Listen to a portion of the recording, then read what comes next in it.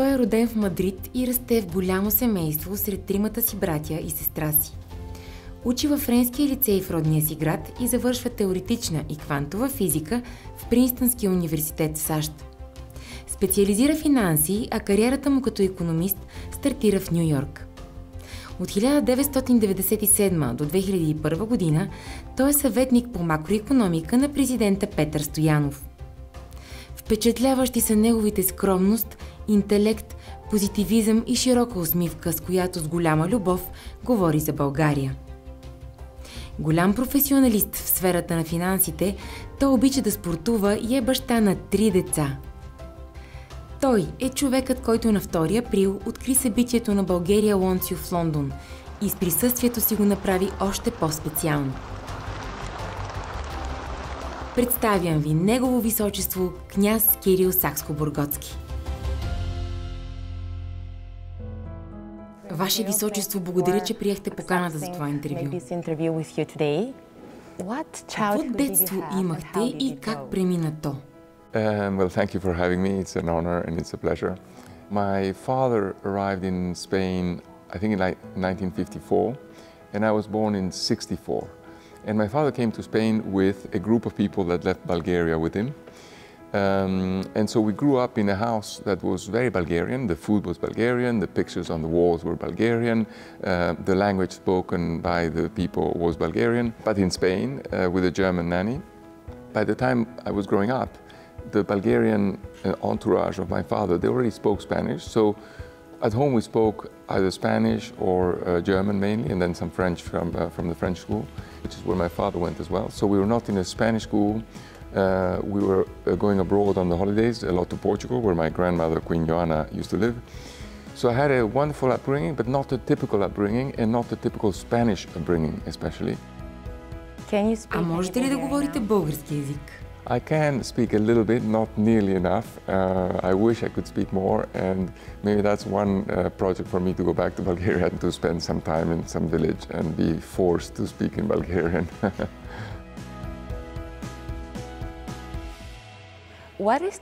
Какво е да сте роден в царско семейство и да сте израснал сред благородници? Growing up, it was very much an upbringing like any other child. I didn't feel any difference with other children at school at all. It is true that we were friends with the royal family in Spain at the time, for instance, but even their lifestyle in those days was not particularly different. And maybe later in life, you know, it just gave me the opportunity to encounter some of these people, but not so much as a child.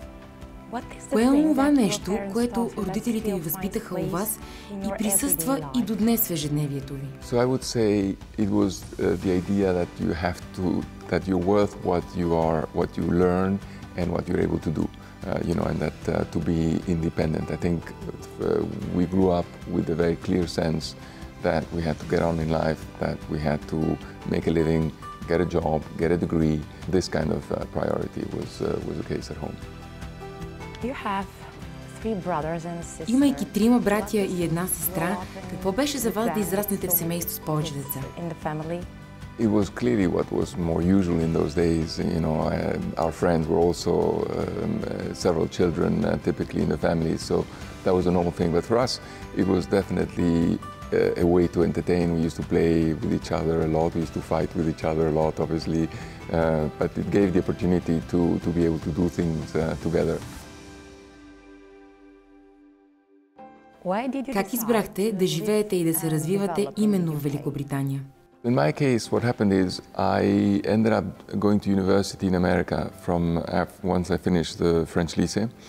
And then once in the States as a student, I got a job first in New York, and then the company transferred me to London. So that's how I ended up in London, just working here. And then I didn't know if I was going to be here for a year or 2 or 3, ended up being 30 years basically. Каква беше първата ви работа? So first paid full-time job. Yeah. So this was finishing university, and in my case it was going to work in Wall Street. Was my first sort of job experience with my suit and arriving there to basically start my career. I still remember very well the first day. Къде се чувствате у дома? So that's a good question. I mean, it's hard to tell. I think for me, still home would be Madrid, in a strange way, even though I never really lived there in the sense of people who were probably, fully Spanish. But England doesn't feel like home either. So in a way, I am an expat. I mean, I would call home Madrid. Най-вероятно и заради времето. And also because of the weather. Не е тайна, че много обичате да спортувате и се стараете да водите здравословен начин на живот. Какво ви дава това? It's true that we've been lucky to grow up doing outdoors activities. We used to do a fair amount of skiing, a fair amount of hiking in the mountains, camping, general activities outdoors. And also outdoor sports, tennis, swimming, running, the normal stuff. And then I find that as I've been getting older, it gives you clear certain discipline. It also helps you to be more positive, to clear your mind, to be more resilient, to feel healthier. Освен спорта, кои са другите два най-полезни навика в деня ви? Sports also helps me to keep a balance. I think that's also important. I think the balance and to be able to disconnect is another important fact in my life, to then be productive when I'm working.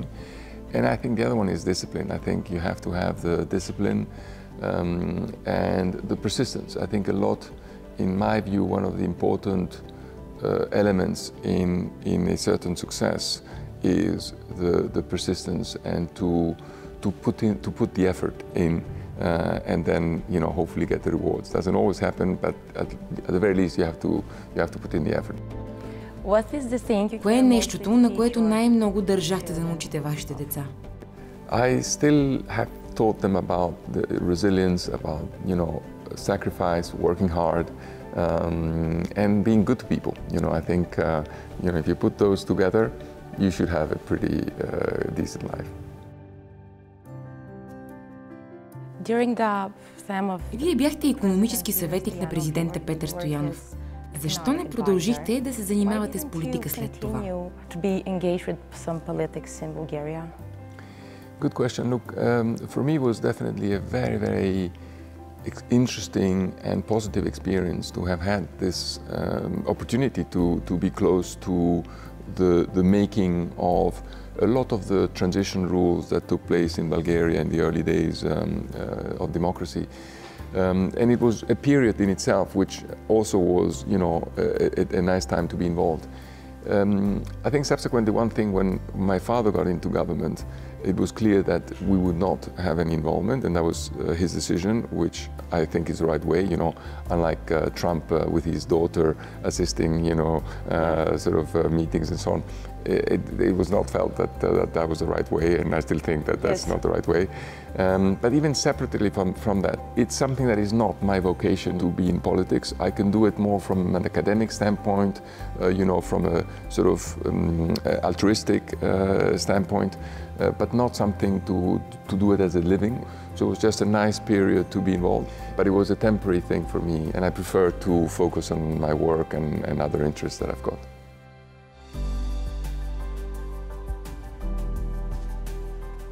Каква оценка бихте дали на правителството, ръководено от вашия баща, Негово Величество цар Симеон II? Looking back, it's clear that it had some advantages and disadvantages. I would say the more positive side was precisely the fact that it did not have any strings attached, that it was not part of a machine, of an inertia of existing parties and existing politicians, that he was able to come in with a fresh look, breath of fresh air, a team of new people, many of whom professionals who actually were hands-on, were able to get on with things. So that was the positive side. I think the more challenging side, firstly, is the lack of experience of a lot of the people, including my father. That obviously was a challenge as well, so there is a trade-off. Not everything is perfect. The fact that it was still a hung parliament, that they did not have an absolute majority, that also created difficulties in terms of implementing certain reforms. The constitutional regime as well, which to implement some reforms, especially on the judicial, was a difficult process to do for anyone.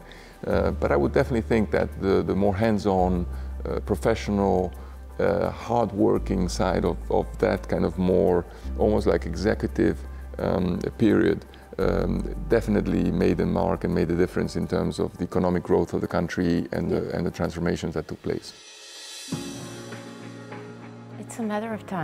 Вероятно е въпрос на време България да влезе в еврозоната. Каква е вашата позиция по темата? My own personal preference is I'm in favor. I personally think the difference is marginal.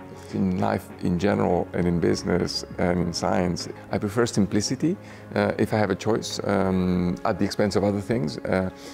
And in a sense, to have the euro does simplify a lot of things and paperwork and exchanges and a variety of other things. But then again, it does have some costs associated as well, and it all depends where you put the emphasis, what is more important to you. But the reality is Bulgaria currency, since the currency is pegged, it doesn't make a huge difference from a macroeconomic standpoint, if you like. I think it's just a natural progression, and I would think that eventually, as you said, it will happen. На база последните банкови сътресения, смятате ли, че се задава финансова криза, подобна на кризата през 2008 година?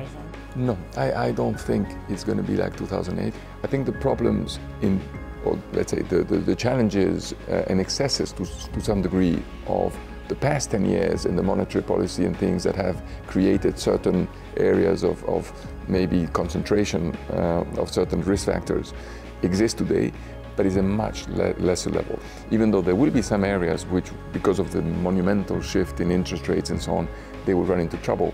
I don't think it's going to be as systemic as the problems you had when, almost every household had a mortgage that was too big. The scale of the problem was much bigger in 2008 than it is today, is my feeling. Защо приехте поканата да присъствате на събитието на Bulgaria Wants You в Лондон и именно вие да го откриете? I think it's a wonderful initiative, to put two and two together in a sense, because you've got, a large pool of talented, highly qualified expat professionals everywhere, but especially in London. And at the same time, you've got a local economy that is growing, that is developing, that there are, bigger companies, better opportunities. And so to have some kind of structure that you can put the two together, to me makes perfect sense. This never existed in a country like Spain, for instance. And I think with initiatives like this, if anything, is going to accelerate, the growth of Bulgarian companies and the ability of Bulgarian companies to compete internationally, because you need people like the pool of talent that you have abroad already to do this. So that's why I think it's such an exciting opportunity.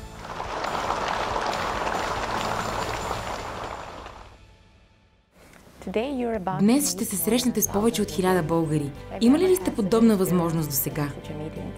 Well, if nothing else, that's one of the best things about this event, is to get so many Bulgarians together. It doesn't happen very often, and it's a great excuse.